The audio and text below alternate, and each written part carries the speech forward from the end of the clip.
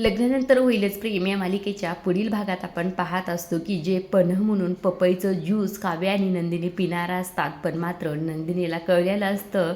कळल्यानंतर खरं ती सगळ्यांनाही ते बोलवते आणि रम्यावर त्यांचा संशय असतो. पण रम्या हे सगळं काही मी केलेलंच नाही असंही ते म्हणत असते. तेव्हा इकडनं नंदिनी म्हणत असते, तुझ्या खोलीत फक्त पपईची बी मिळू दे, अशी तशी मी तुला सोडणार नाही. असं म्हटल्यानंतर काव्यासुद्धा म्हणते, नाही त्या पपईसारखी सोडली ना रम्या तुला, तर माझं नाव नाही काव्या पार देशमुख, असंही ते काव्याने धमकावलेलं असतं.